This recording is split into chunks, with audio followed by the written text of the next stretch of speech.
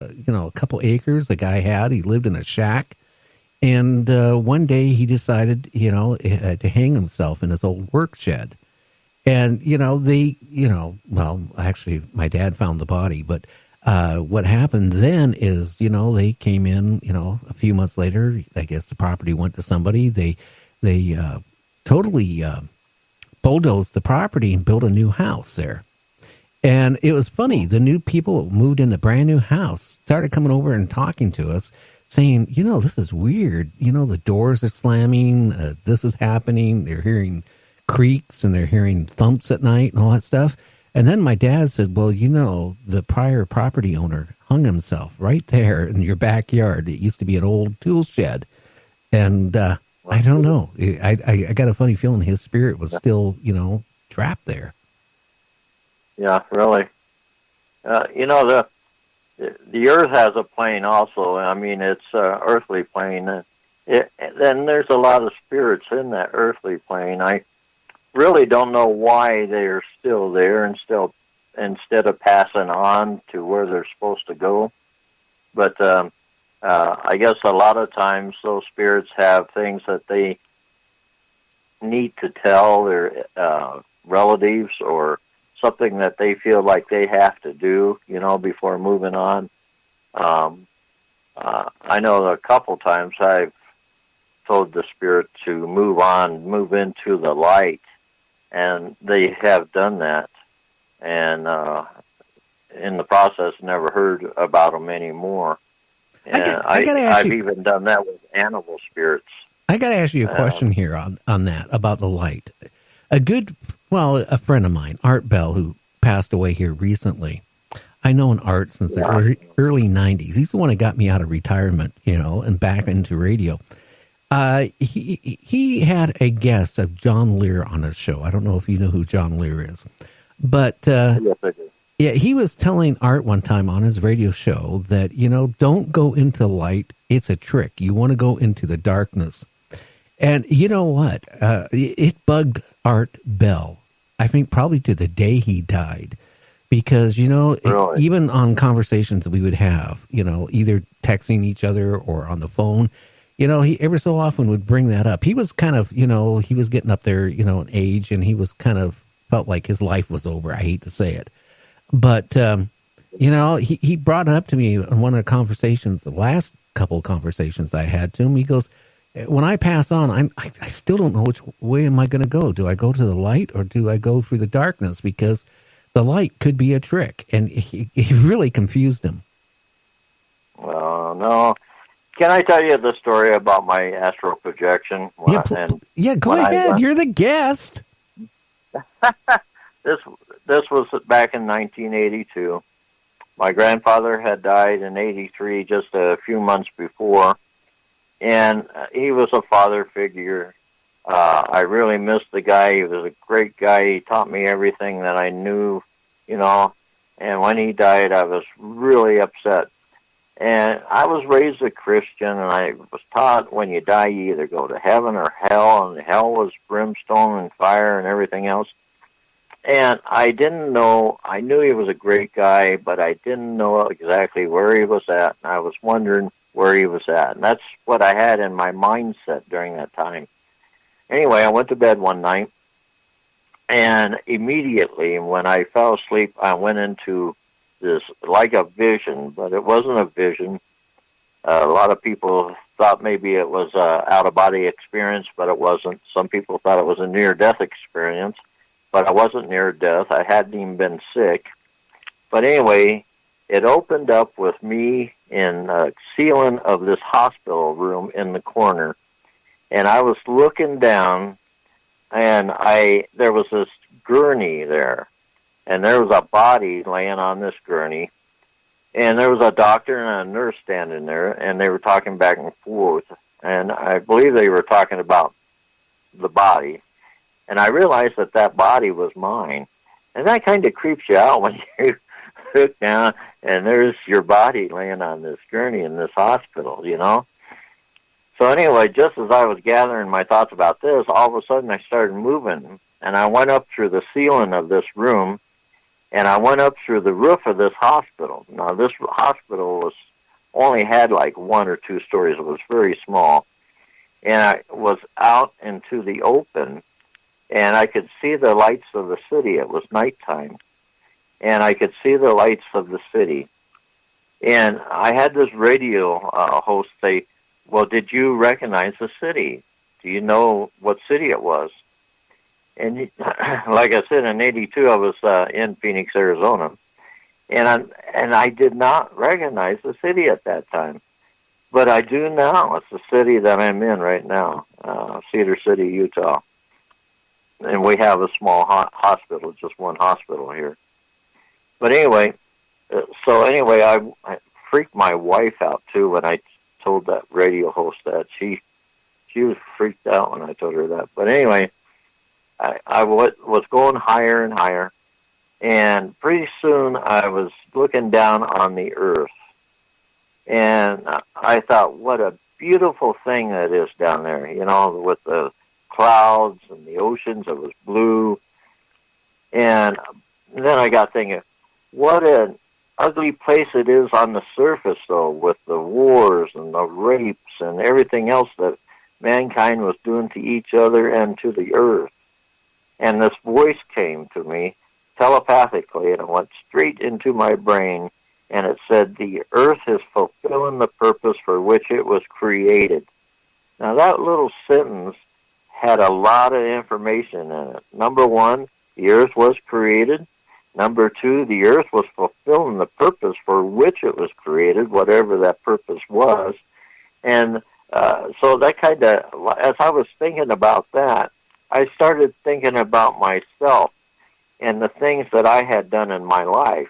I started thinking about my own sins, and I was beginning to worry about them, whether I was going to be good enough to go to heaven. And this voice came to me again, and it said, because of the choices that you had made, because of the stumbling blocks that was placed in front of you, and you were able to make the right choices and stuff, is the reason why you're at where you're at right now. And so that kind of told me right there that we, as human beings, pay for a lot of our sins here on the surface of this planet, on this earth. We pay for those by the choices that we make. Anyway, I started thinking about my family now. What were they going to do since I died and I wasn't with them anymore? How were they going to survive? And that voice came back to me again, and it said, because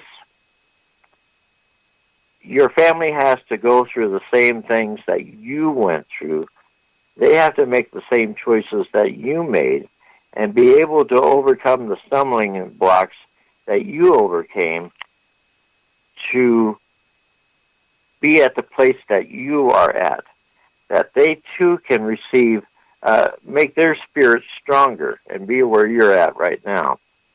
So that told me that this earth is like a testing ground for our human spirits. Because of the things that we do down here, it makes our spirits stronger and helps us to move on to the life to come, our afterlife. So anyway, I'm thinking about this, and I realized that the earth is no more, and I was among the stars. And the stars are different colors. I did not realize that, but they are. There's different colors. And I was moving at a tremendous rate of speed. I mean, it was really quick. Then all of a sudden, the stars, the light of the stars became like streaks, white streaks.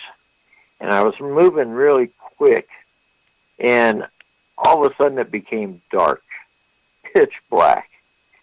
And I don't know why that was. All I know was I was moving at a tremendous rate of speed. And I actually feel, my own thought is, I was moving faster than the speed of light. And that's the reason why it was pitch dark. And I was beginning to become fearful at this point because that voice was no longer talking to me. And all of a sudden I saw a little pinhole of light in front of me. Now this is where, it could have been a near-death experience, because this is where these people that have near-death experiences, they say they feel like they're in a tunnel and it's dark, and, they see a pinhole of light, in front. They do. That's exactly the way that what happened to me, except it wasn't a near-death experience. Anyway, as I moved on closer to this light, the light kept getting bigger and bigger and bigger. And just before I went into the light, I slowed down. I started slowing down. And I went into that light. And that light is love and charity and everything that has to do with love. There's all the good feelings in this. Now, it's not like an emotion that we have, like when we tell our family that we love them, or our wife that we love them. That's an emotion. This is something that's it's almost like solid object, but it goes right straight through your body, and you can feel it in all parts of your body. And I never wanted to leave that light. It was something I had never experienced before in my life. And I kept going in this light. And all of a sudden, I saw this person, this being, and he was up in front, and he was like sitting on this rock. And he had long hair and a beard, and he was a white Caucasian, pretty close to it anyway. And he had a white robe, and he presented himself to me like he was Jesus or God.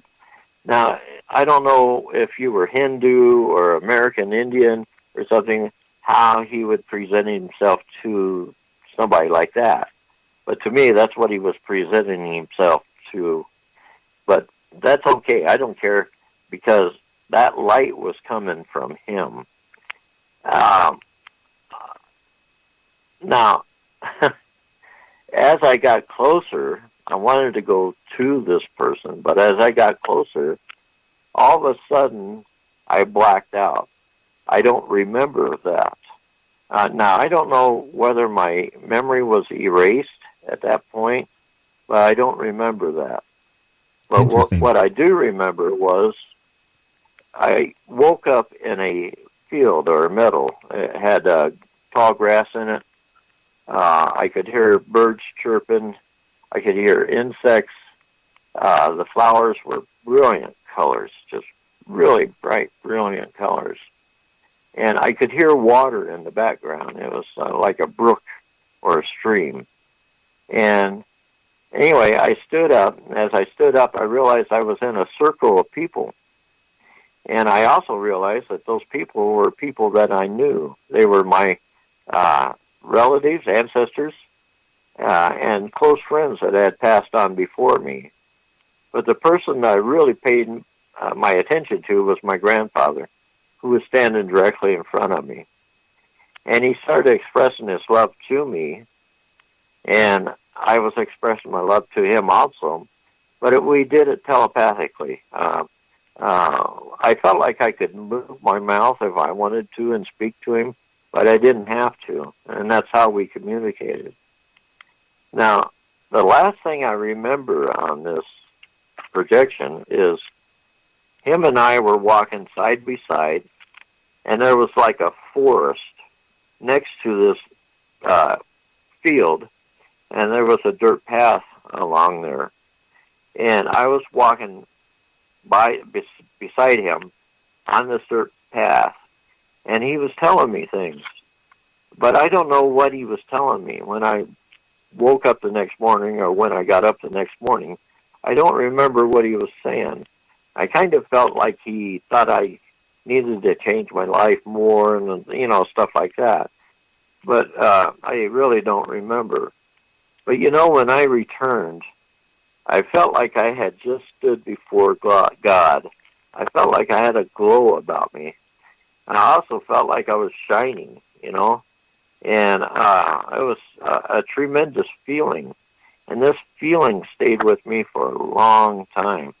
And this projection, I can remember the details of